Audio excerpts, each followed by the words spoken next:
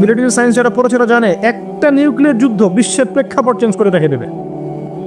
শুধু এই দেশগুলো ধ্বংস হবে তা নয়, অর্থনীতি পড়ে যাবে, সাপ্লাই বন্ধ হয়ে যাবে, মেডিকেল সাপোর্ট পাবেন না, ফ্রেশ বাতাস পাবেন না, ফ্রেশ খাবার পাবেন না, রোগ ব্যাধি ছড়াবে, বিকলাঙ্গ প্রজন্ম তৈরি হবে, বাতাসে বিষাক্ত গ্যাস ছড়িয়ে যাবে, অনেক কিছু হবে।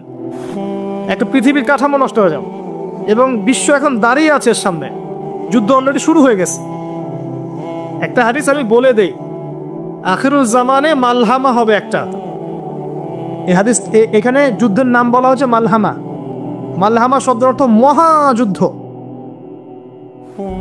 অন্য একটা হাদিসে এসেছে 80টা ফ্ল্যাগ। কয়টা? 80টা পতাকা একত্রিত হয়ে যাবে যুদ্ধে। আর 80টা পতাকাকে একত্রিত কোন সংগঠন করতে পারে বলেন? United Nations. জি, ওরা করতে পারে। জি, ওরাই করতে পারে। 80টা ফ্ল্যাগকে একত্রিত করতে পারবে, কারণ ওয়ার্ল্ড এখন একটা ভিলেজের মতো। এবং এটা এত ম্যাসাকার যুদ্ধ হবে যে 1/3 মানুষ মারা যেতে পারে। পৃথিবীর 1/3 মানুষ গন কেস, একদম ডেড। আর এত মানুষ কখন মারা যেতে পারে? ঢাল তলোয়ারের যুদ্ধে কি মানুষ এভাবে মারা যেতে পারে? নবী সাল্লাল্লাহু আলাইহি সাল্লামের 23 বছরের জীবনে 100-র মতো যুদ্ধ হয়েছে না? ছোট বড় মিলে, গাজবা সারিয়া মিলে হিসাব করে দেখবেন 10,000-এর বেশি মানুষও মারা যায়নি। হ্যাঁ, যায় নাই এতগুলোতে। কিন্তু আপনি দেখবেন জাপানে হিরোশিমায় নাগাসাকিতে এক একটাতেই শেষ, লাখ লাখ কোটি কোটি মানুষ শেষ। শুধু ভিয়েতনাম যুদ্ধে এই পশ্চিমে কতগুলো মানুষকে হত্যা করেছে দেখেন। চীনে মাও সেতুর কতগুলো মানুষকে মেরেছে দেখেন। রাশিয়ার ওই যে কমিউনিজম বিপ্লব যখন হয়েছে তখন কতগুলো মানুষকে মেরেছে দেখেন। ইরাকে কতগুলো মানুষকে মেরেছে দেখেন। আফগানিস্তানে কতগুলো মানুষকে মেরেছে দেখেন। যারা মানবতা স্লোগান দিয়ে বেড়ায়, যারা হিউম্যানিটির গান শোনায়, তাদের কারণে পৃথিবীতে কত মানুষ যে মারা গেছে এর হিসাব নাই। আর এই মালহামা এমন হবে যেটাতে 1/3 মানুষ যদি মারা যায়, বুঝতে হবে এটা কোনো প্রফেশনাল কনভেনশনাল যুদ্ধ হবে না, এটা নিউক্লিয়ার যুদ্ধ হবে। এবং সবাই এটা আজ করে সামনে একটা নিউক্লিয়ার যুদ্ধ হতে পারে। এরা ট্রাই করেছিল প্যালেস্টাইন ইস্যু নিয়ে, সিরিয়া নিয়ে, এখন এই যে ইউক্রেন ইস্যু নিয়ে। এর আগে আরেকটা ইস্যু নিয়ে চেষ্টা করেছে, এদিকে ইরাকে চেষ্টা করেছে, আফগানিস্তানে চেষ্টা করেছে। তারা চায় সারা ওয়ার্ল্ডে একটা নিউক্লিয়ার যুদ্ধ হয়ে যায়। কারা চায়? প্রশ্ন একটা ভালো প্রশ্ন, কারা চায়? যারা প্রশ্ন করেছিল যে ওই ব্যক্তিকে গিয়ে জিজ্ঞাসা করবে রূহ কাকে বলে, আসহাবুল কাহফের কি হয়েছিল, যুলকারনাইন বাদশার কি হয়েছিল, সে যদি অ্যান্সার করতে পারে সে প্রকৃত নবী, তখন তাকে নবী হিসেবে মানবো, তার আগে মানবো না। ওই জাতি চায় যে ওয়ার্ল্ডে একটা নিউক্লিয়ার যুদ্ধ হয়ে যাক। কারণ আমি আপনাকে বুঝাচ্ছি। কারণ প্রথম বিশ্বযুদ্ধের পরে একটা রাষ্ট্র এসেছে সারা ওয়ার্ল্ডকে রুল করতে। দ্বিতীয় বিশ্বযুদ্ধের পর আরেকটা রাষ্ট্র এসেছে রুল করতে। এখন নতুন কোনো রাষ্ট্রকে রুল করতে হলে একটা যুদ্ধ বাঁধাতে হবে, তাছাড়া ওয়ার্ল্ডের প্রেক্ষাপট চেঞ্জ হবে না।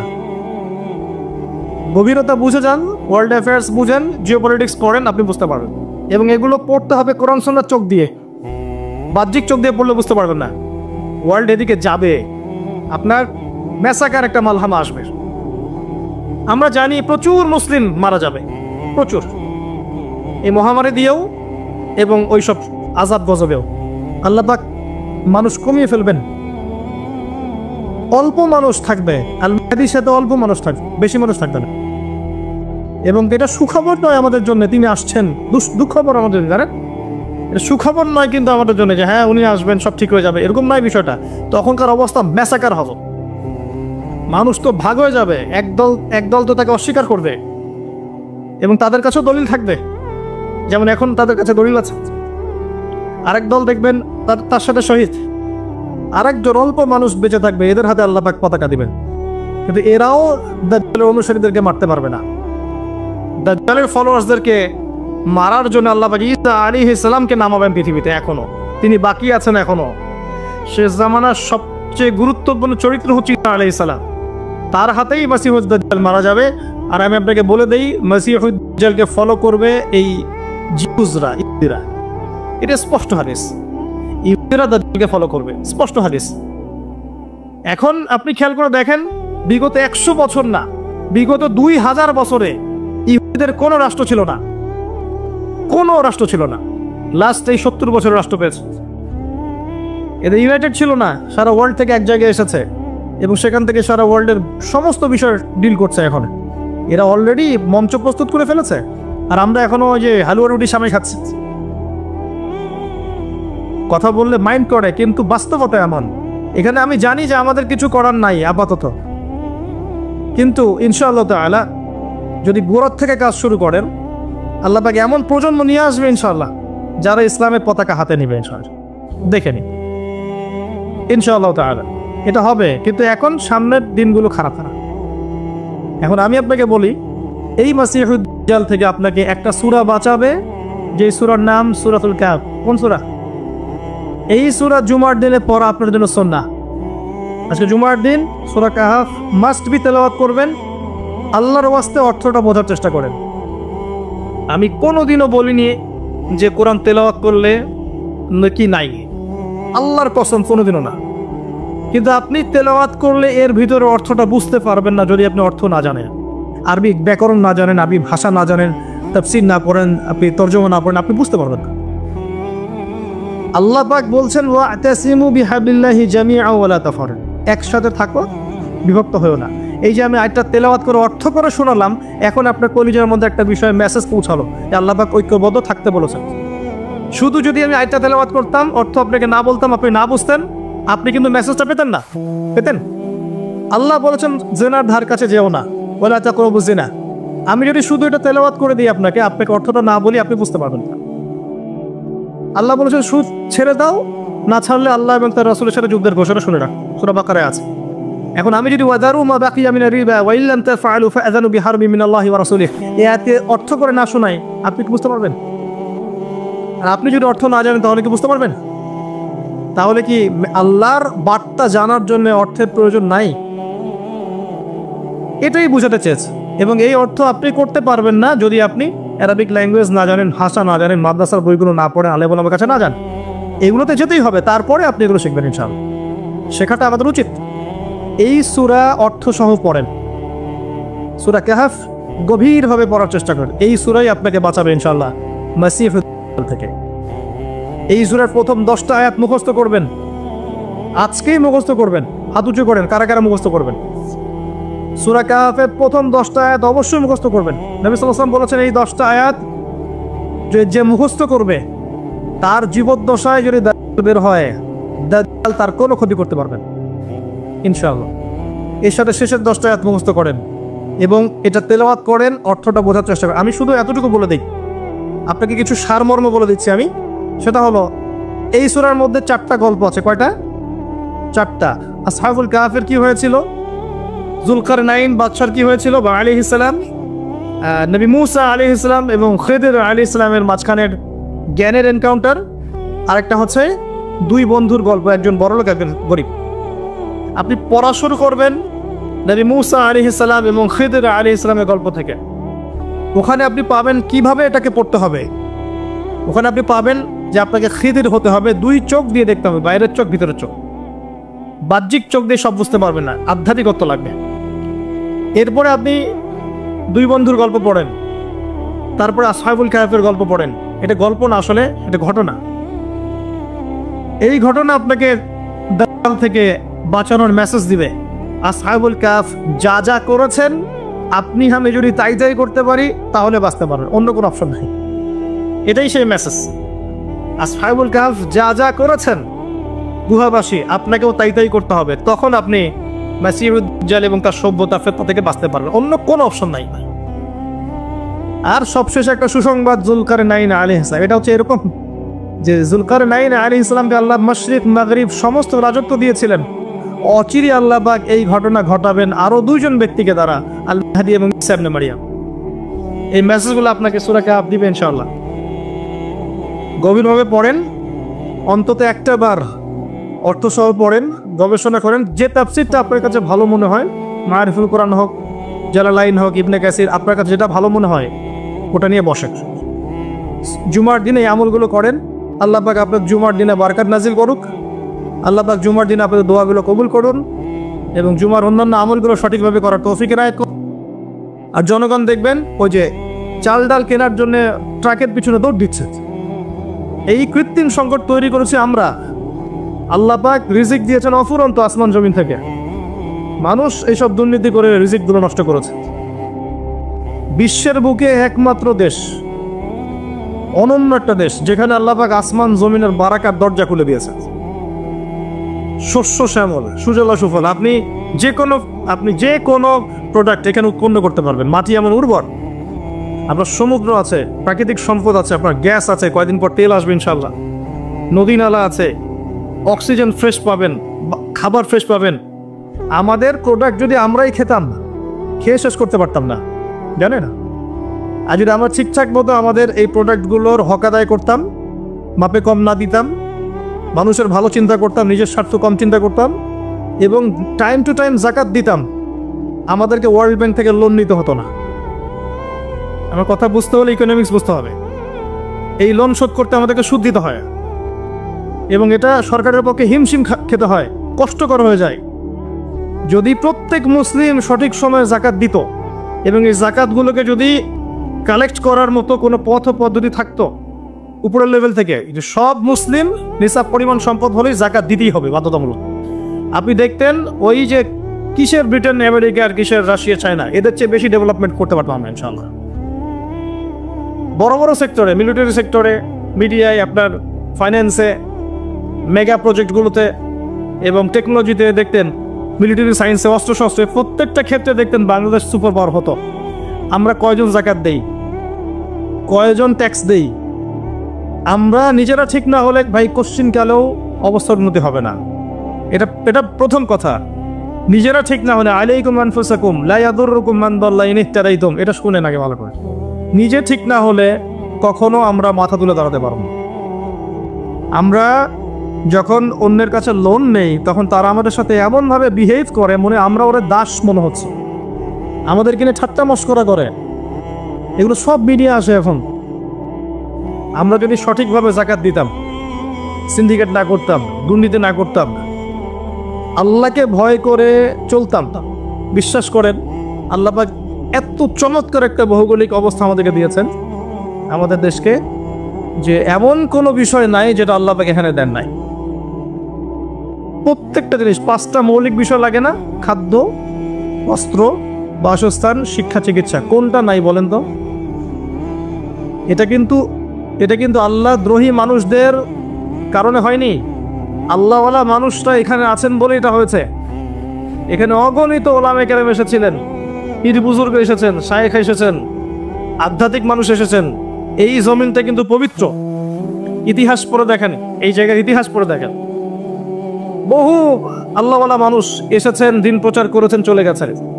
এখনো অফুরন্ত আল্লাহওয়ালা মানুষ আনাচে কানাচে পড়ে আছে এই দেশে। দোয়া করেন তারা, সবার জন্য দোয়া করেন, সবার ভালো চান, কল্যাণ চান, আল্লাহ পাক বারাকা দেন। বাকি যেটা নষ্ট করে সেটা আমরা করি, এটা আল্লাহ পাক করেন না। যহরাল ফাসাদু ফিল বাররি ওয়াল বাহরি বিমা কাসাবাত আইদিন নাস।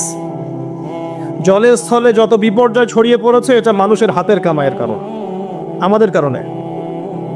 যাই হোক, একটা পয়েন্ট থেকে আমি অন্যদিকে চলে যাচ্ছি। রমজান মাসে মানুষকে খাওয়ান, কমায় দেন, দাম কমায় দেন, মানুষকে খাওয়ান। ব্যবসায় বাজার কৃত্রিম সংকট তৈরি করবেন না। আল্লাহর ওয়াস্তে আপনি একটা হোটেলের মালিক হলে 10টা মানুষকে ইফতার করান। আপনি একটা কাপড়ের দোকানের মালিক, আপনি প্রতিদিন একটা করে কাপড় এমন কাউকে হারিয়ে দিতে পারেন যার কাপড় কেনার সামর্থ্য নাই। রমজানে মানুষ ইবাদত করার জন্য মুখিয়ে থাকে, আর আমরা এই সময়ে নিজের আখের গোছানোতে ব্যস্ত থাকি। এটা ঠিক না। জাকাত যাদের ফরজ হয়ে গেছে রমজান মাসে ক্যালকুলেট করেন, জাকাত দিয়ে দেন।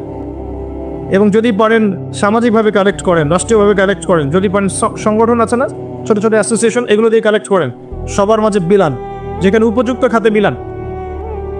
ইকোনমিক সিস্টেমটা সুন্দর হবে। এমনও মানুষের কাছে মানুষকে জাকাত দেওয়া জায়েজ আছে যে অমুসলিম নেই, কিন্তু আমরা চাচ্ছি সে ইসলামের সৌন্দর্য দেখে ইসলাম কবুল করুক।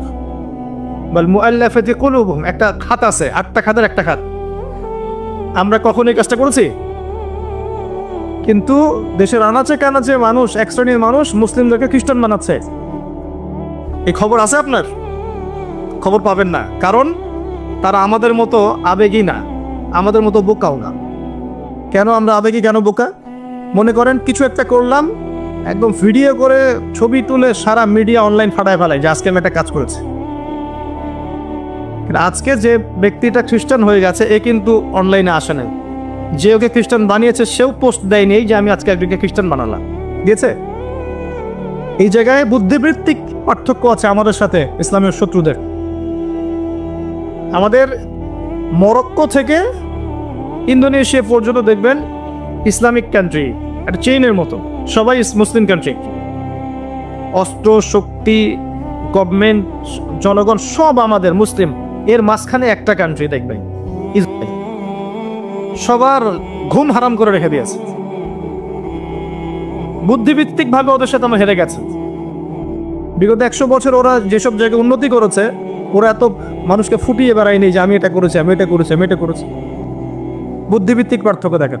ইভেন মানুষ জানেও না তার কাছে কতগুলো পারমাণবিক অস্ত্র আছে, কেউ জানে না, কেউ জানে না। এই যে একটা বিষয়, আমরা মানুষকে দেখাতে বেশি পছন্দ করি। আমাদের উচিত ইসলামকে ভিতর থেকে, গোড়া থেকে শক্ত করা। আল্লাহ দেখিয়ে দিবেন, যখন শক্ত হয়ে যাবে আল্লাহ দেখিয়ে দিবেন ইনশাআল্লাহ। আর আইওয়াশ করে, শোডাউন করে আদতে কোনো ফায়দা হয় না। আল্লাহ পাক আমাদেরকে বোঝার তৌফিক দান করুন, আমিন। রমজান মাসে এই কাজগুলো পড়েন। আমি এখানে একটু সময় নিচ্ছি কারণ আসন্ন রমজানে আমরা এমনভাবে কাজে লাগানোর চেষ্টা করব রমজান মাসটাকে ইনশাআল্লাহ, যাতে করে এই মাসটাতে আমরা আমাদের পুরো জীবনের গোনাগুলো মাফ করাতে পারি। প্রথম কাজ 5 ওয়াক্ত সালাতে অভ্যস্ত হওয়া। রমজান মাস শুরু হয়ে গেলেই প্রথম দিন থেকেই কিন্তু আপনি 5 ওয়াক্ত নামাজে যেতে পারবেন না জামাতে, যদি আপনি এখন থেকে জামাতে অভ্যস্ত না হন। তাই এখন থেকে প্রস্তুতি। রমজান মাসেই গিয়ে আপনি জাকাত ক্যালকুলেট করতে পারবেন না, এখনই আপনি সম্পদের হিসাব করেন, ওলামায়ে কেরামের কাছে যান, জাকাতের হিসাব করেন। এমনকি আপনি এটাও করতে পারেন, আপনার সম্পদের যে মিরাস আছে, মিরাস বন্টন, এটা এখন থেকে জেনে নিয়ে সেভাবে বন্টন করা শুরু করেন। এটা একটা সমস্যা আমাদের দেশে, আমাদের মুসলিমদের মাঝে। মানুষ মারা গেলে সম্পত্তি নিয়ে কাউয়া কাচাল শুরু হয়, তাই না? জীবিত অবস্থায় কেন বন্টন করছেন? ওই যে কয়দিন আগে দেখলেন না, ব্যাংক কর্মকর্তা একজন মারা গেল, ফেসবুকে দেখেছেন? দাফন করতে দিচ্ছে না, 2 ছেলে ঝগড়া করছে, দলিল দিয়ে বসে আছে। সুবহানাল্লাহ, মানুষের টাকায় তার কাফন কিনে দাফন করা হলো। জীবিত থাকতেই সম্পত্তি বন্টন করে দেন, যার যার হক তাকে তাকে দিয়ে দেন, নিজের হক আল্লাহর কাছে চান, আপনি সুখে থাকবেন। কারণ আমি বারবার বলি, মানুষ মানুষের অবস্থানকে ভালোবাসে, মানুষ মানুষের অবস্থানকে ভালোবাসে। আজকে আপনার অবস্থান ভালো, আপনাকে সবাই ভালোবাসছে, ঠিক আছে, কিন্তু আপনি যদি তাদেরকে তাদের প্রাপ্য না দেন, আপনার ইন্তেকালের পর তারা আপনার কথা নাও স্মরণ করতে পারে। আল্লাহকে ভালোবাসেন, আল্লাহর সন্তুষ্টির জন্য যার যার হক তাকে তাকে দিয়ে দেন, নিজের হক আল্লাহর কাছে চেয়ে নেন, আপনি সুখে থাকবেন ইনশাআল্লাহ। তো এই কাজগুলো রমজান আগেই করে ফেলেন, বাজার ঘাট করে ফেলেন। এটা আমি টিপস দিচ্ছি এই কারণে, বাজারটা অনেক বেশি সময় নষ্ট করবে আপনার। রমজান মাসে অনেক বেশি সময় আপনার বাজার খেয়ে ফেলবে। এই যে 1-1.5 মাস বাকি আছে, এখন থেকে কোরআন পড়া শিখে নেন। 1.5 মাস সময় লাগবে না ইনশাআল্লাহ, যদি আপনি আলেমের কাছে মাদ্রাসায় গিয়ে কোরআনের তেলাওয়াতটা শেখেন। রমজান মাসে প্রত্যেক দিন 1 পারা করে পড়বেন, পারা যাবে? 30 দিন 30 পারা, 1 মাসে কোরআন খতম, পারা যাবে না? নামাজ মিস দিবেন না জামাতের সাথে, আল্লাহ পাক তৌফিক দান করুন, বক্কা শ্রদ্ধা সবাইকে। এবং তারাবি সালাত মিস দিবেন না। তারাবির নামাজ কয় রাকাত এটা নিয়ে ঝগড়া করেন না, আপনি নামাজের কোয়ালিটি বাড়িয়ে দেন। নামাজটা একদম রাসূল সাল্লাল্লাহু আলাইহি ওয়াসাল্লামের সুন্নাহ মোতাবেক আদায় করার চেষ্টা করেন। নবী সাল্লাল্লাহু আলাইহি ওয়াসাল্লাম পা ফুলে যেত না, নামাজ পড়তে পড়তে পা ফুলে যেত না, দীর্ঘ সময় দাঁড়িয়ে থাকতেন। সবচেয়ে সুন্দর তেলাওয়াত যার, তাকে ইমাম করেন, সবচেয়ে সেরা হাফেজকে ইমাম করেন, যার তেলাওয়াত শুনলেই নামাজের মনোযোগ নামাজে ফিরে আসে, এমন মানুষকে ইমামতির দায়িত্ব দেন। মুয়াজ্জিন যিনি হবেন, সুললিত কণ্ঠে মানুষকে মুয়াজ্জিন বানান। আজান আল্লাহু আকবার শুনলেই কলিজা টানে মসজিদে নিয়ে আসবে, এমন মানুষকে আপনি মুয়াজ্জিন বানায় দেন। যাকে তাকে বানায় না, ভাইবা নেন, পরীক্ষা নেন, টেস্ট করেন, তারপরে দেন। ইমাম সাহেব, খতিব সাহেব, তারাবির নামাজ যারা পড়াবেন, তাদের তো বউ বাচ্চা কাছে আছে না, পরিবার নাই, তাদেরকে ভালো হাদিয়ার ব্যবস্থা করেন, যাতে তাদের অন্য কোনো ফিকির না থাকে। রমজান মাসে এগুলোই তারা করবেন ইনশাআল্লাহ। আপনি তার পরিবারের দায়িত্ব নিয়ে নেন। আমরা সবাই যদি একটু একটু করে দায়িত্ব নিই, তার পরিবারের দায়িত্ব নেওয়া সম্ভব না? তারা কি সমাজের নিম্ন শ্রেণীর মানুষ? খায়রুকুম মান তাআল্লামাল কোরআন ওয়া আল্লামাহ, নবীজি কি বলেছেন?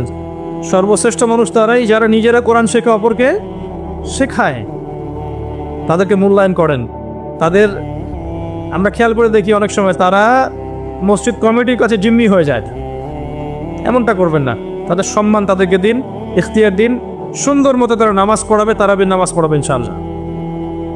তারাবির সালাতে আপনি অ্যাটেন্ড করেন, প্রয়োজনে শেষ রাত্রে আবার ওঠেন, উঠে 2 রাকাত নামাজ পড়েন, আল্লাহর কাছে তান। দোয়া কবুলের মাস রমাদান, তাই নয় কি? আরও অনেক বিষয় আছে। সাদাকাতুল ফিতরগুলো দিবেন রমাদান মাসে। ওই যে কিছু হোটেল আছে না, পর্দা টাঙায় রাখে, মানে ওখানে মনে হয় আল্লাহ দেখে না, তাই না? পর্দাটা টাঙায় রাখে। এগুলোকে বয়কট করবেন। কি জন্যে? যারা নন মুসলিম তাদের জন্য হোটেল আলাদা ব্যবস্থা আছে না, মুসলিমদের জন্য কোনো পর্দার ব্যবস্থা থাকবে না। মুসলিম হলে আপনি বসতেই দিবেন না ওখানে, রোজা রাখেন না কেন? যদিও বা মুসাফির হলে সুযোগ আছে, অসুস্থ হলে সুযোগ আছে, কিন্তু এই যে সংস্কৃতি তৈরি করছি আমরা, হোটেলে একটা অংশ থাকবে যারা বেরোজাদার ওখানে গিয়ে খাবে। মাশাআল্লাহ। জিনিসপত্রের দাম কমান, মানুষের উপকার করেন, মানুষকে কাপড় দেন, খাবার দেন, বেশি বেশি ইফতার করান, বেশি বেশি ইফতার করান। ইফতারের প্রজেক্ট হাতে নেন। যার যেরকম ক্ষমতা আছে, কেউ যদি সমাজের নেতা হয়ে থাকেন, সমাজের মানুষকে ইফতার খাওয়ার ব্যবস্থা করেন। আপনি পরিবারে ইফতারের এমন অ্যারেঞ্জমেন্ট করবেন যাতে পরিবারে বাচ্চা কাচ্চা সবাই মিলে একসাথে ইফতার করেন। ওরা দেখে দেখে বড় হবে যে আমরা ছোটবেলায় আমাদের বাবা মার সাথে একসাথে ইফতার করে বড় হয়েছে। ইসলামিক সংস্কৃতি মনের ভিতরে ঢুকে যাবে। এটা কিন্তু ইসলামিক সংস্কৃতি, আমরা কিন্তু এগুলো হারিয়ে ফেলছি। দেখবেন এখন আলাদা আলাদা প্লেট, আলাদা আলাদা ঘরে খাবার খাচ্ছে, তাই না? কিন্তু ইসলামিক সংস্কৃতি যে একসাথে বসবো, বাসার কর্তা তিনি বসবেন, মা বসবেন, বোন বসবে, ছেলেমেয়েরা বসবে, প্রথমে কর্তা শুরু করবে, তারপর তারা শুরু করবে আদব। এখন এগুলো নাই। এখন যে যার প্লেট নিয়ে ঘরে ঘরে চলে যায়, যে যার হাতে একটা করে স্মার্টফোন। একটা বাড়ির মধ্যে 10টা জগৎ, একটা বাড়িতে 10টা ভিন্ন ভিন্ন পৃথিবী। একজন এক এক জগতে বিচরণ করে, কারোর সাথে কারো যোগাযোগ নেই। এই করে করে আমরা পারিবারিক বন্ধনগুলো নষ্ট করে ফেলছি। মেয়েদের কোরআন শেখার ব্যবস্থা করেন রমজান মাসে, আপনারাও শেখেন। রমজান মাসে কোরআন তেলাওয়াত করেন বেশি বেশি, অন্তত একটা খতম দেন। যারা হাফেজে কোরআন তারা বেশি বেশি খতম দেন, বেশি বেশি তেলাওয়াত করেন। প্রত্যেক হরফে 10 নেকি হবে। এই মাস কোরআন নাজিলের মাস। আর কি আছে? যারা কোরআনে বিজ্ঞ পারদর্শী তাদের উচিত কোরআন এবং সুন্নাহ এই মাসে গবেষণা করা, করে 30 দিন 30টা দার্স দেয়া। পারা যাবে না? মসজিদে কোনো একটা ওয়াক্তে নামাজের পরে 30 দিন 30টা সাবজেক্টে কথা বলবে। একদিন সালাত, একদিন সওম, একদিন যাকাত, একদিন তওবা, একদিন মনে করেন আত্মশুদ্ধি, একদিন তাজকিয়া, একদিন সুদ ইত্যাদি। একটা দিন একটা সাবজেক্টে কথা বলা যায় না? 10 মিনিট, 15 মিনিট, 20 মিনিট করে মসজিদ ভিত্তিক কাজগুলো করেন। ইনশাল্লাহ দেখবেন রমজান মাসটা প্রাণবন্ত হবে। আর যদি রমজানে দেখা যায় লকডাউন হয়ে গেছে সবকিছু, যদি দেখা যায় আল্লাহ না করুক আপনার জন্য আরও মোক্ষম সুযোগ, সারাদিন বাসায় ইবাদত করে কোনো সমস্যা নেই। রমজান মাসে অপসংস্কৃতিগুলো বন্ধ করে ফেলবেন। বাসায় এসব মুভিজ, তারপরে যে আপনার ডিশ অ্যান্টিনা কী কী আছে এগুলো আমি ঠিক বুঝি না, টাটা স্কাই কী কী জানি আছে না, এগুলো সব বন্ধ করে ফেলবেন। এগুলো থাকবেন না। যদিও বা বাসায় একটা টিভি এখনকার ফোনের চেয়ে অনেক ভালো। কোন সেন্সে বললাম? আগে এমন ছিল যে বাসায় একটা টিভি আছে ডাইনিং রুমে, যেখানে সবাই একসাথে বসে টিভি দেখতো, তাই না? সবাই একসাথে মিলে একটা মুভি দেখতো, একটা বাংলা সিনেমা দেখছে, নাটক দেখছে, এমন ছিল। তখন কি হতো, ছেলে বাবার অগোচরে খারাপ কিছু দেখতে পারতো না, চ্যানেল চেঞ্জ করতে পারতো না, পারতো? এখন সবার হাতে স্মার্টফোন, সবাই ঘরে ঘরে যে যার মতো পর্নোগ্রাফি দেখছে, কেউ কারোটা দেখে না। ওইটাও এর চেয়ে ভালো। আর এগুলো শয়তানের যন্ত্র, আপনি বাসায় স্থান দিবেন না। রমজান মাসে তো মোটেই না।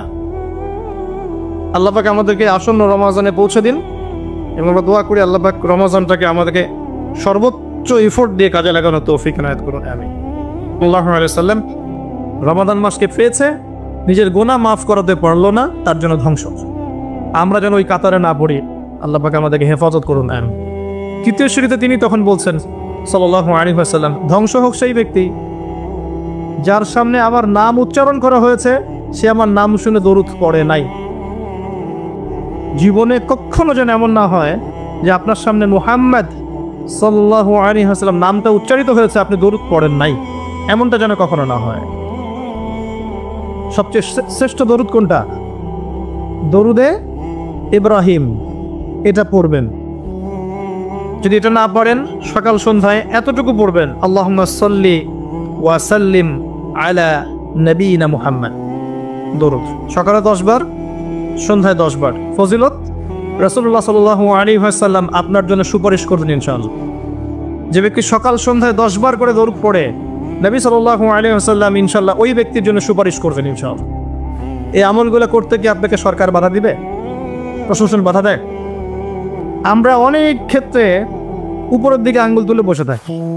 অনেক কাজ আমাদের করার আছে নিজের ভিতরে, যেগুলো করলে আমাদের কোনো সমস্যা নেই, আমরা সেগুলোই করি না। 5 ওয়াক্ত নামাজ পড়তে কে বাধা দিবে আপনাকে? আপনি আপনার পরিবারে বোরখা পর্দা রাখবেন, কেউ বাধা দিবে আপনাকে?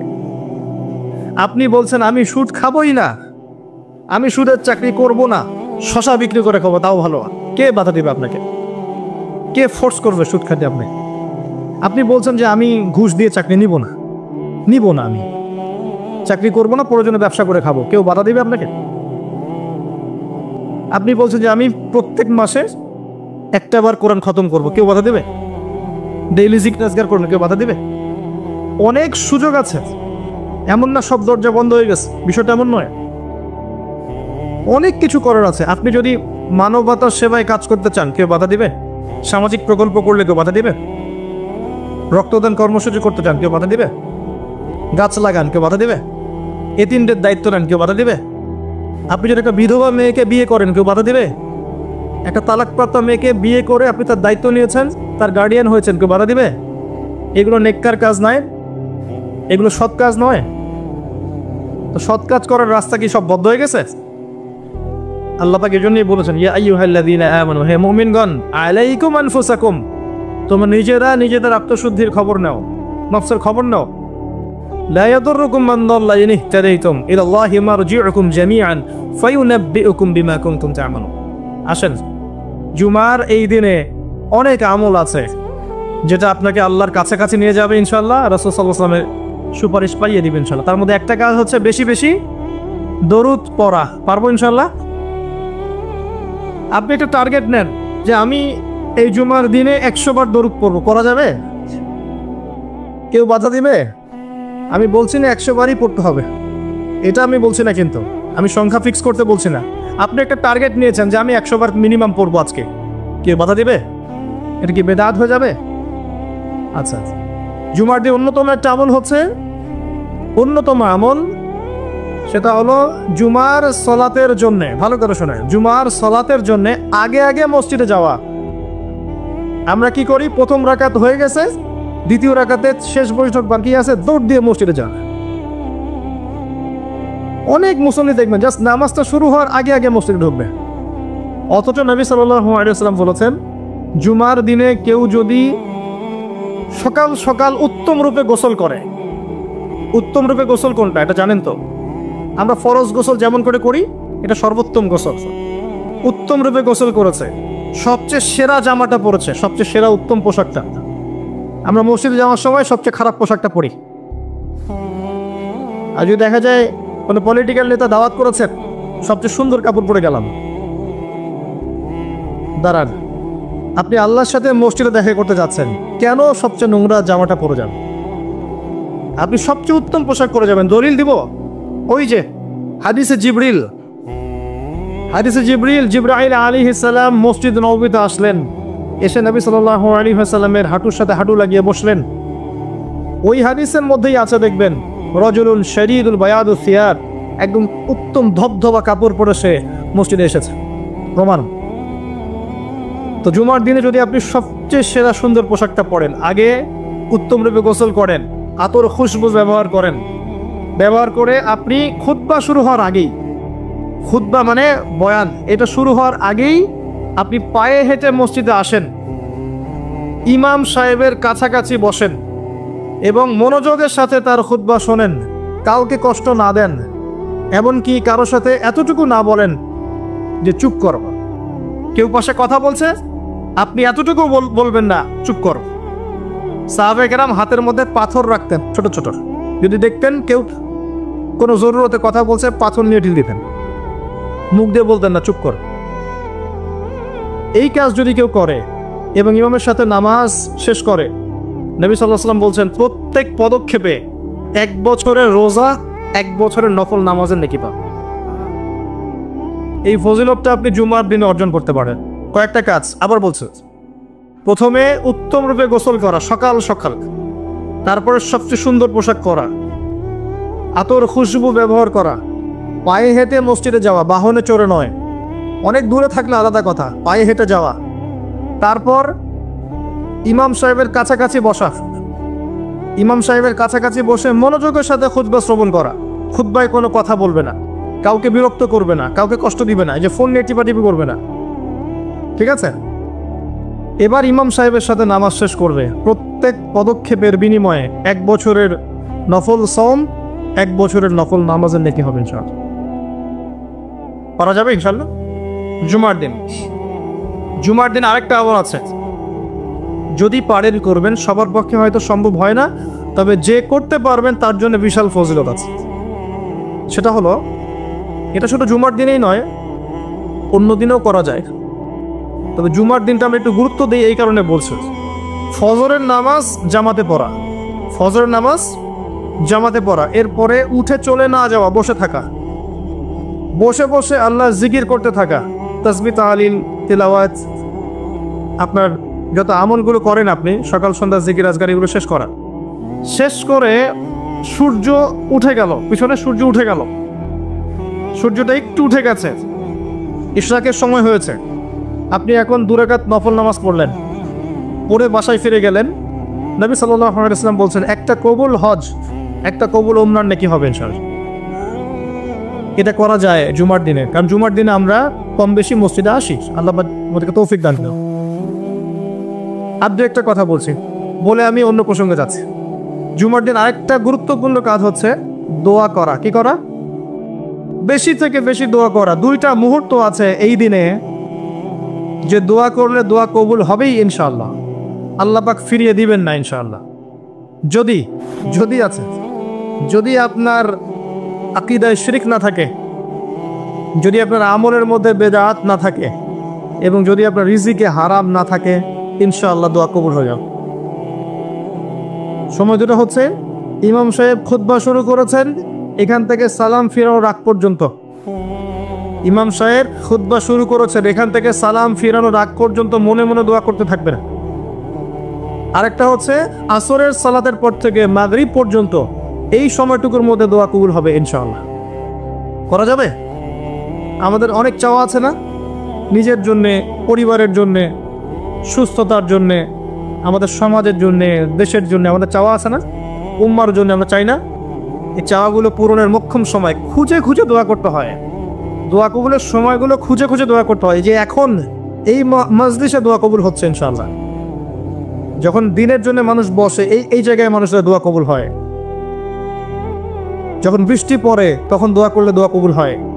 রাতের শেষ অংশে দোয়া করলে দোয়া কবুল হয়। আপনি মুসাফির মানুষ, দোয়া করলে দোয়া কবুল হয়। জুমার দিনে এই ক্ষণগুলোতে দোয়া কবুল হয়। আজান হয়েছে, আজান এবং ইকামত এর মাঝখানে দোয়া কবুল হয়। সেজদা দিয়েছেন নামাজে, এই সেজদায় আপনার দোয়া কবুল হবে। ফরজ নামাজের শেষে সালাম ফিরানোর আগে এবং সালাম ফিরানোর পর দোয়া কবুল হয়। অনেক জায়গা আছে, যুদ্ধের মাঠে, জিহাদের মাঠে দোয়া কবুল হয়। অনেক ক্ষেত্র আছে দোয়া কবুল হওয়ার। আমাদের খুঁজে খুঁজে দোয়া করতে হবে। আমরা কি করি? দোয়া করানোর জন্য মানুষকে হায়ার করে নিয়ে আসি, ডেকে নিয়ে আসি। আপনার বাবা মারা গেছেন, আমি কি আপনার আবেগটা বুঝতে পারবো? আপনার ওই অনুভূতিটাকে আমি ফিল করতে পারবো? আপনার সন্তান অসুস্থ, আমি কি ফিল করতে পারবো আপনার সন্তানের জন্য আপনার মনটা কেমন করছে? তখন আপনি দাঁড়িয়ে যাবেন নামাজে, আপনি দোয়ার জন্য হাত উঠাবেন, ইনশাল্লাহ চোখের পানি ছেড়ে দেবেন, আল্লাহ পাক দোয়া কবুল করবেন সব। আরেকটা কাজ আছে যেটার পরে দোয়া কবুল হয়, সেটা হচ্ছে যে কোনো ভালো কাজ করার পরে। মনে করেন আপনি বাসা থেকে বের হয়েছেন, একটা উদাহরণ দিচ্ছি আর কি। একজন মানুষ হঠাৎ আপনার সামনে আসলো, আপনি আল্লাহ দেখেছেন, এবার আপনি এই আমলটাকে ওসিলা করে আল্লাহর কাছে দোয়া করছেন, আল্লাহ এই কাজটা যদি তোমার কাছে ভালো লেগে থাকে, আল্লাহ তুমি আমার এই বিপদটা দূর করে দাও, বা আল্লাহ আমাকে এটা পাইয়ে দাও। ইনশাল্লাহ দেখবেন দোয়া কবুল হয়ে যাবে। আমি দলিল দিচ্ছি, আমি সময় সংক্ষিপ্ততার কারণে সবগুলোর এবারত বলছি না, কিন্তু আমি দলিল দিচ্ছি। 3 জন ব্যক্তি গুহায় আটকে গেছে, গুহার মুখ পাথর দিয়ে বন্ধ হয়ে গেছে, এখন কোনো অবস্থাতেই বের হওয়ার কোনো সুযোগ নাই, নিশ্চিত মৃত্যু, নিশ্চিত। এই সময় 3 জন বলছে যে এখন কোনো অপশন নাই, আমাদের যদি কোনো ভালো কাজ থেকে থাকে ওর ওসিলা দিয়ে দোয়া করলে আশা করা যায় আল্লাহ পাক বিপদ থেকে আমাদেরকে উদ্ধার করতে পারেন। একজন দোয়া করছে, আল্লাহ আমার বৃদ্ধ পিতামাতা ছিল, ওই যে বললাম শুরুতে, আমার বৃদ্ধ পিতামাতা ছিল, আমি সারাদিন কৃষিকাজ করতাম, রাখাল ছিলাম, ছাগল প্রতিপালন করতাম, দুধ ধোয়ায় না, দুধ ধোয়াতাম, যতক্ষণ আমার মাকে না পান করিয়েছি আমি কখনো দুধ পান করি নাই। সুবহানাল্লাহ। বাসায় ফিরে গেছি, মাকে দুধ পান না করানো পর্যন্ত আমি পান করি নাই, বাবাকে না পান করানো পর্যন্ত আমি করি নাই। একদিন আমি বাসায় গিয়েছি, আমার সন্তানরা কান্নাকাটি করছে খাবারের জন্য, কিন্তু আমার মা ঘুমিয়ে গেছে। আমি মাকে দুধ পান না করিয়ে বাচ্চাদেরকেও দুধ পান করাই নাই, তারা কাঁদতে কাঁদতে ঘুমিয়ে গেছে। আল্লাহ, এই কাজটা যদি তোমার কাছে ভালো লেগে থাকে, এই গুহার মুখ থেকে আমাদেরকে আজকে উদ্ধার করো। পাথরটা একটু সরে গেল। পাথর আল্লাহর হুকুম শোনে না। পাহাড় দেখেছেন? পাহাড়ের ভিতর থেকে যে পানিগুলো বের হয়, মিষ্টি পানি, এর কোনো উৎস আছে? কোনো উৎস নাই। গিয়ে দেখবেন উপরে কোনো উৎসই নাই। এমন না যে উপর থেকে পানি পড়ছে, এই পানিটা এসে সেখানে পড়ছে, পাহাড়ের ভিতর থেকে পানি বের হচ্ছে। এগুলো কিভাবে সম্ভব? আল্লাহ পাকের কুদরত। তো পাথরের মুখটা সরে গেল, পাহাড়ের ওখান থেকে গুহার মুখ থেকে পাথরটা একটু সরে গেল, কিন্তু বের হওয়ার জন্য এনাফ না। আরেকজন বলছেন, আল্লাহ আমার একজন চাচাতো বোন ছিল, কাজিন। যুবকরা ভালো করে শোনেন, যদি জিনা ছাড়তে পারেন এবং হারাম সম্পর্ক থেকে বের হয়ে আসতে পারেন, আল্লাহ পাক আপনাকে সাক্ষাৎ মৌতের হাত থেকে বের করতে পারেন। ওই যুবক বলছে, আমার একজন চাচাতো বোন ছিল, অত্যন্ত সুন্দরী, আমি খুব করে তাকে চাইতাম যে আমি যেন তাকে পাই। আমি তাকে প্রপোজ করলাম, খারাপ প্রপোজ, বিয়ে প্রপোজ নয়, হারাম প্রপোজাল। সে বলল যে আমাকে যদি 100 স্বর্ণ মুদ্রা দিতে পারো তাহলে আমি রাজি। সে 100 স্বর্ণ মুদ্রা অনেক কষ্ট করে কামাই করে সে ওই মেয়েকে দিল। একা পেয়েছে মেয়েকে, তার চাচাতো বোনকে সে স্বর্ণ মুদ্রা দিল। দেওয়ার পরে সে অবৈধ কাজ করার জন্য প্রস্তুতি নিয়েছে। সে বলছে, আমি এমন জায়গায় ছিলাম যে আমি সেই মেয়ের 2 পায়ের মাঝখানে বসেছি, 2 পায়ের মাঝখানে বসেছি। এমত অবস্থায় মেয়ে আমাকে বলছে যে, হে আল্লাহর বান্দা, আল্লাহকে ভয় করো। তখন আমি 100 স্বর্ণ মুদ্রাও রেখে আসছি, আল্লাহ তোমার ভয় আমি সেই জেনা থেকে চলে আসছি, আমি সেখানে জেনা করি না। আল্লাহ এই কাজটা যদি তোমার সন্তুষ্টির জন্য করে থাকি, আল্লাহ আজকে আমাদেরকে সাক্ষাৎ মৌতের হাত থেকে বাঁচান। এই পাথর আরো সরে গেল। এখান থেকে যুবক ভাইদেরকে বলবো যে নাম্বার ডিলিট করে দেন, সব কিছু ডিলিট করে দেন। আপনাকে আল্লাহ পাক ওই বাচ্চা ওই 3 জন যুবকের মতো করে বাঁচাবেন ইনশাআল্লাহ। আপনার যে কোনো দোয়া কবুল হবে ইনশাআল্লাহ। আপনার যে কোনো দোয়া কবুল হবে যদি আপনি জিনা ছাড়তে পারেন। আল্লাহ পাক বলেছেন, ওয়ালা তাকরাবু জিনা, ধারের কাছেও যেও না। করোনা নয়, ধারের কাছেও যেও না। আর আমরা বলছি কাছে আসার গল্প। এরা কত বড় লম্পট, চিন্তা করে দেখেন। আল্লাহ বলেছেন, লা তাকরাবু জিনা, জিনা এটা, এর কাছেও যেও না। আর আমাদের এই যুব সমাজকে শিখাচ্ছে এই ক্র্যাশের ফ্রি মিক্সিং হচ্ছে কাছে আসার গল্প। নাউজুবিল্লাহ। কত বড় আল্লাহদ্রোহী, চিন্তা করে দেখেন। ইকোনমিক্যালি বয়কট করে দেন, ইকোনমিক্যালি বয়কট করেন, কিনবেনই না প্রোডাক্টটা, যাবেনই না ধারের কাছে। সরাসরি যারা আল্লাহর কোরআনের আয়াতের বিরোধিতা করবে, আপনি ধার কাছেই যাবেন। এদেরকে বয়কট করে চলবেন, একা চলবেন, কোনো সমস্যা নেই। কি সমস্যা? নিমের ডাল দিয়ে দাঁত মাজবে, কি সমস্যা? নিমের দাঁত আছে না, এর দাঁত মাজবে, কি সমস্যা? যাবেন না সামনে, যায়েন না। লাখ লাখ কোটি কোটি মানুষ যায়েন না, দেখবেন কয়দিন পর ভুল স্বীকার করে বলবে ঠিক আছে, ভুল হয়ে গেছে। প্রতিবাদ করতে পারি না। ওই যে মুসলিমরা যদি তেলটা বন্ধ করে ফেলতো, যে তেল দিব না, সুয়েজ খাল দিয়ে কাউকে যাইতে দিব না, অমুক দিক দিয়ে রুট বন্ধ করে দিব, দেখতেন সব সিধা হয়ে গেছে। হ্যাঁ, আমরা পারি নাই, যে আমরা ওই জায়গাগুলোতে পারি নাই, আমরা আপোষ করে ফেলছি, এই কারণে আমাদের এই অবস্থা হয়েছে। আল্লাহ পাক আমাদের ইমানি জজবা দান করুন, আমিন। আরেকজন ছিল, সে বলছে যে তার একজন কর্মচারী ছিল, কর্মচারী কিছু বেতন পেত, ধরেন মাসিক বেতন ধরেন 5,000 টাকা 10,000 টাকা এরকম পেত। সে ওই বেতনটা না নিয়ে চলে যায়, তখন মালিক এই বেতনটার টাকা দিয়ে কিছু পশু কিনেছে, গবাদি পশু। পরে আস্তে আস্তে আস্তে আস্তে এগুলো বৃদ্ধি পেয়েছে। কথা বুঝতে পারছেন? অনেক দিন পর সেই শ্রমিক এসেছে, এসে বলেছে আমার সেই পারিশ্রমিক আমাকে দেন। তখন এই মালিক বলছে সমস্ত গবাদি পশুই তোমার। তো এই শ্রমিক বলছে যে আমার সাথে কি মশকরা করছেন? আমি তো 1 মাসের মজুরি পাই। তখন সে বলছে না, মশকরা করছি না, বরং ওই মজুরি দিয়ে আমি 2টা পশু কিনেছিলাম, এখান থেকে এতগুলো পশু হয়েছে, সবগুলোই তোমার। সে সবগুলো দিয়ে দিয়েছে, সুবহানাল্লাহ। তো সে বলছে আল্লাহ, এই কাজটা যদি আমি তোমার সন্তুষ্টির জন্য করে থাকি, এই পাথরটা সরিয়ে দাও। গুহার মুখ থেকে পাথর সরে গেল, আলহামদুলিল্লাহ। এগুলো কোনো গাল গল্প নয়, কোনো কেচ্ছা কাহিনী নয়, এগুলো কিন্তু ইসরায়েলি রিওয়ায়াতও নয়, সহিহ হাদিস এগুলা। নবী সাল্লাল্লাহু আলাইহি ওয়াসাল্লাম হাদিসগুলো বলেছেন, এক সরিষা দানা পরিমাণ মিথ্যা নাই এখানে। এখান থেকে বলতে যাচ্ছিলাম, দোয়া কবুলের অন্যতম একটা উপায় হচ্ছে আপনি কোনো ভালো কাজ করেন গোপনে, যেটা আল্লাহ ছাড়া কেউ জানে না, ওর ওসিলা করে আপনি আল্লাহর কাছে যান, দোয়া কবুল হবে ইনশাআল্লাহ। আরেকটা অপশন হচ্ছে আল্লাহ পাকের যে নাম এবং সিফতগুলো আছে এগুলোকে ওসিলা করে দোয়া করা। যেমন আল্লাহ, তোমার রহমান নামের ওসিলায় আমি তোমার কাছে দয়া চাচ্ছি, তোমার আল গফুর নামের ওসিলায় আমি ক্ষমা চাচ্ছি, তোমার আর রাজ্জাক নামের ওসিলায় আমি রিজিক চাচ্ছি, ওয়াহাব নামের ওসিলায় আমি সন্তান চাচ্ছি, ইত্যাদি। কথা কি বুঝতে পারছেন? যে নামের সাথে যে বিষয়টা যায়, এটা ওসিলা করে আপনি দোয়া করলে ইনশাআল্লাহ তাআলা আপনি আপনার ফলাফল পাবেন। আর একটা সবচেয়ে বড় অস্ত্র শিখিয়ে দিচ্ছি, এটা আমি কাউকে শিখাইনি আজ পর্যন্ত, আজকে প্রথম। এবং আমি আমার জীবনে দেখেছি,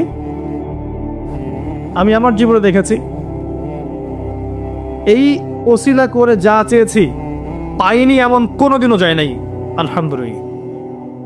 আমি সম্পূর্ণ আল্লাহ পাকের কৃতজ্ঞতা এবং শুকরিয়া আদায় করছি। এইটা ওসিলা করে আমি যা চেয়েছি আমি সারা জীবনে তাই পেয়েছি।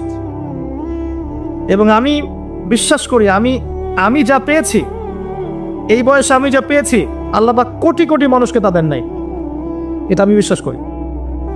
এই বয়সে আমি যা পেয়েছি, আল্লাহ পাক আমাকে যা দিয়েছেন, যত দিয়েছেন, কোটি কোটি মানুষকে আল্লাহ পাক তা দেন নাই, আমি এমনটাই মনে করি। আমি কি শিখাই দেবো সেটা? আপনি আল্লাহ পাকের তাওহীদের ওসিলা দিয়ে দোয়া করেন। দোয়া করতে করতে আল্লাহকে বলেন, আল্লাহ তোমার তাওহীদের কালিমা লা ইলাহা ইল্লাল্লাহ এর ওসিলা করে তোমার কাছে আমি চাচ্ছি, আপনি পাবেন ইনশাআল্লাহ। যদি আপনার রিজিক হালাল হয়, যদি আপনার আকীদায় শিরক না থাকে, যদি আপনার আমলে বেদাত না থাকে, ইনশাআল্লাহ পাবেন। এরপরেও 2টা কথা আছে, সেটা হলো যদি দেখেন পান নাই, ইনস্ট্যান্ট পান নাই, মনে করবেন না দোয়া কবুল হয় নাই। এমনও দোয়া আছে যে আমি 10 বছর থেকে করছি এখনো পাইনি। এমনও দোয়া আছে আমি নিজেই 10 বছর থেকে করছি, আমার কাছে মনে হয় 2009-10 সাল থেকে আমি করছি, এখন পর্যন্ত পাইনি, ইনশাল্লাহ পাবে। তো ইনস্ট্যান্ট সব পেতে হবে এমন নয়। যদি দেখেন পান নাই, তার মানে 3টা বিষয় ঘটেছে। একটা, বান্দা দোয়া করেছে, সাথে সাথে কবুল করা হয়নি, আপনাকে এটা উপযুক্ত সময় দেয়া হবে ইনশাআল্লাহ।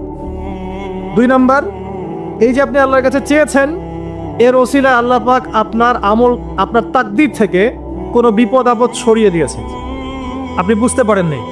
আপনি দোয়া করেছেন, হয়তো মনে হচ্ছে আপনি পান নাই, কিন্তু এর ওসিলায় আল্লাহ পাক আপনার তাকদীর থেকে কোনো বিপদকে মিটিয়ে দিয়েছেন, আপনি বুঝতে পারেননি।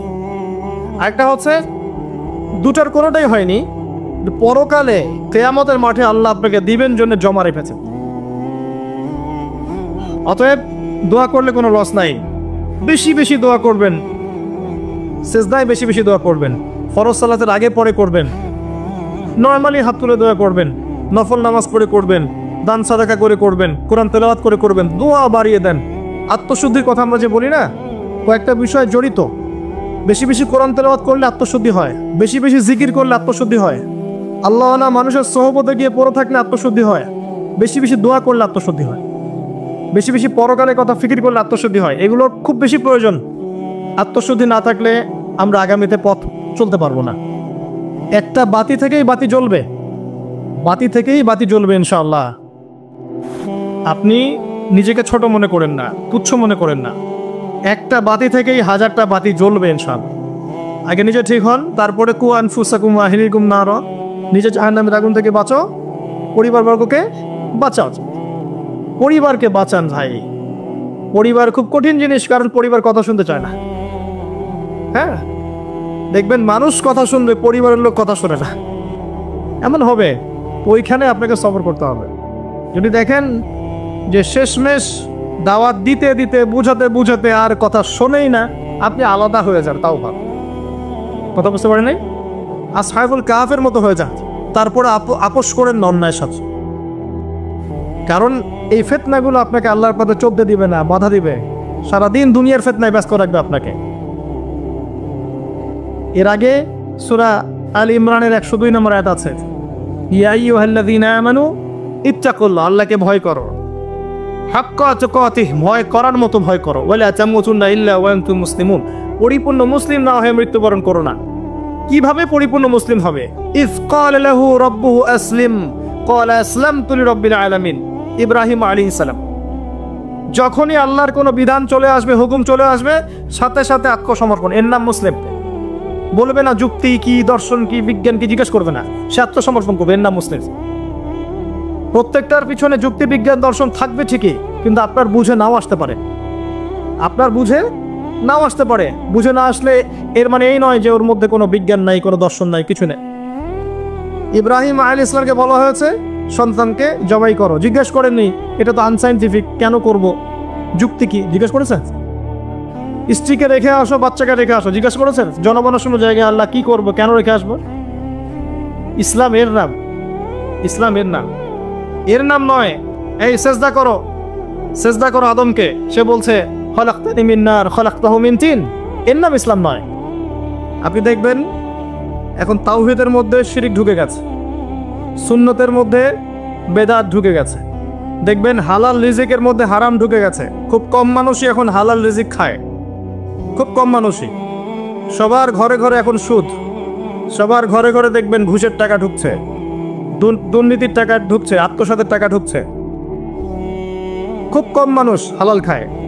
অনেক সময় দেখবেন আমরাও দাড়ি টুপি রেখেও অনেক সময় বোনদের সম্পত্তির অধিকার দেই না, এমন হয় না? আমরাও অনেক সময় ধর্মীয় লেবাসেও দেখা গেছে আমরা টাকা পয়সা আত্মসাৎ করছি না? এরকমও হিস্ট্রি আছে। খুব কম মানুষ আছে এই পৃথিবীতে যারা হালাল রিজিক খাচ্ছে। আমরা খাস করে দোয়া করি আল্লাহ যেন আমাদের সবাইকে হালাল রিজিক খাওয়ার তৌফিক দান করেন। প্রতিটা ক্ষেত্রে ফিতনা।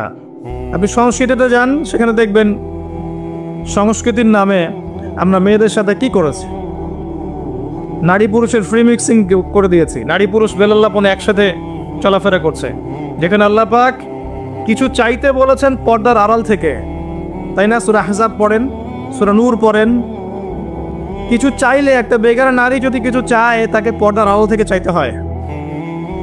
আল্লাহ যেখানে বলছেন ওয়ালা তাকরাবু জিনা, জিনার কাছেও যেও না, সেখানে আমরা জিনাকে বানাচ্ছি কাছে আসার গল্প। কথা বুঝতে পারছেন?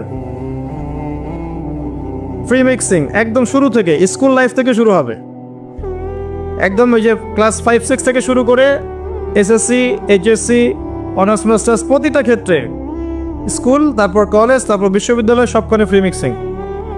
নারী পুরুষ একসাথে ক্লাস করবে, একসাথে পড়বে, একসাথে ঘুরবে, তারা বন্ধু।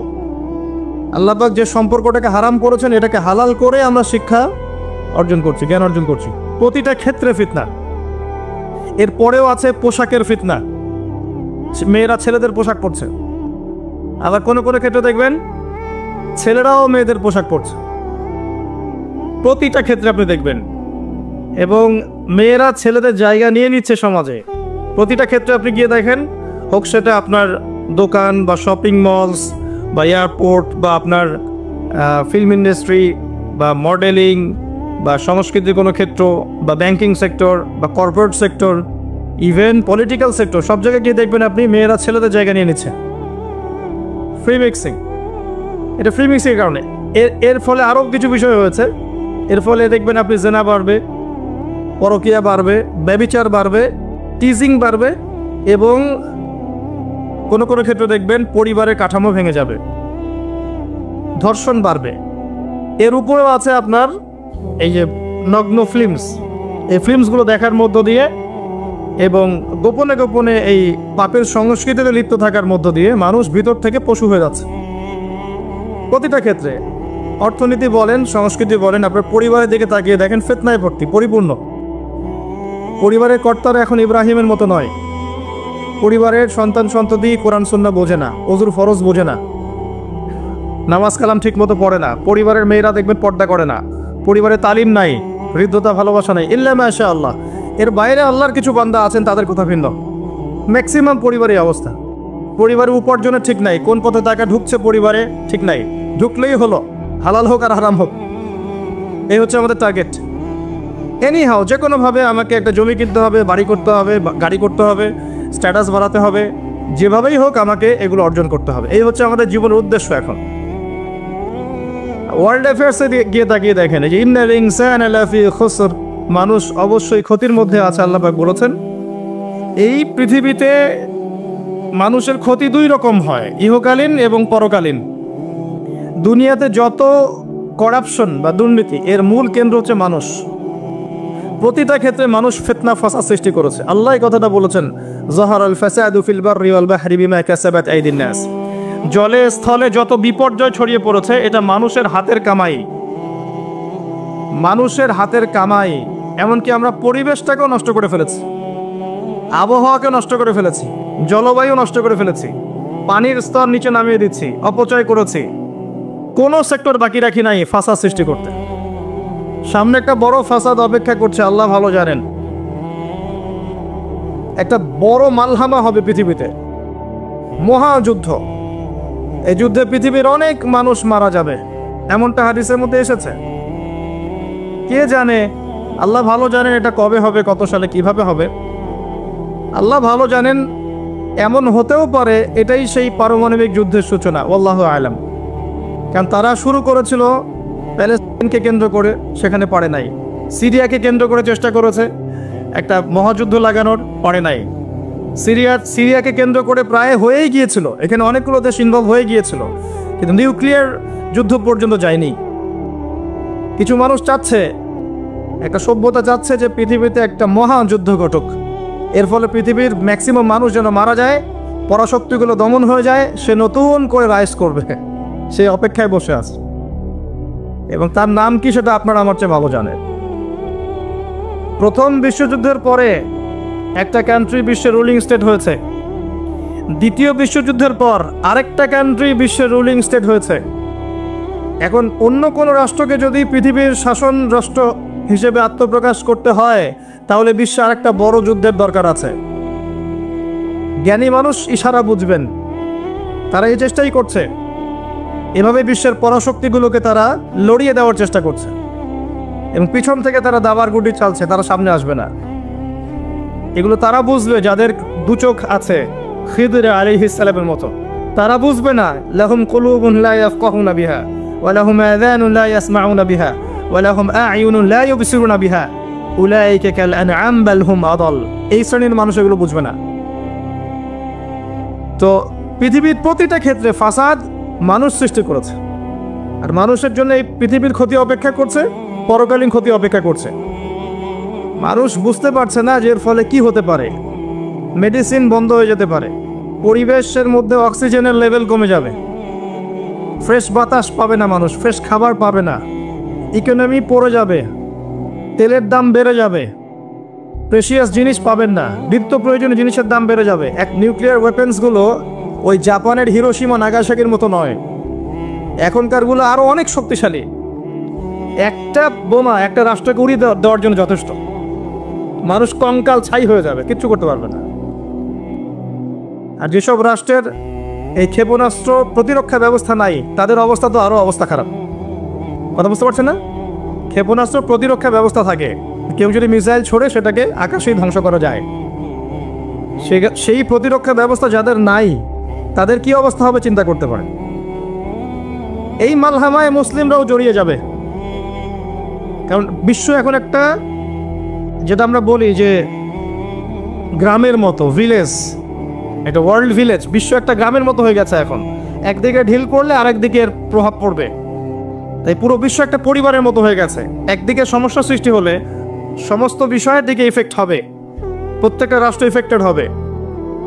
তো কেউই আমরা ক্ষতি থেকে মুক্ত নই, না দুনিয়ার ক্ষতি না পরকালে।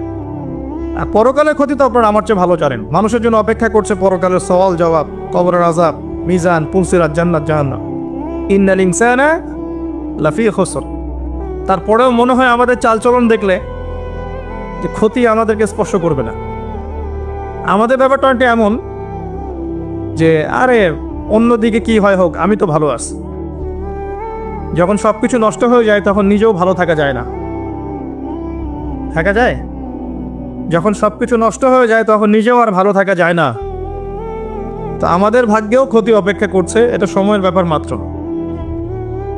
এখনও যদি আমরা সচেতন না হই, নিজেদের ফিউচারের চিন্তা না করি, নিজেদের আমল, আকীদা, পরিবার, রিজিক এগুলোকে না গুছিয়ে নেই, তাহলে সমস্যা আছে। আমরা কি সমস্যায় পড়তে চাই? আল্লাহ পাক আমাদের সবার আকীদাকে পরিশুদ্ধ করুন, আমিন।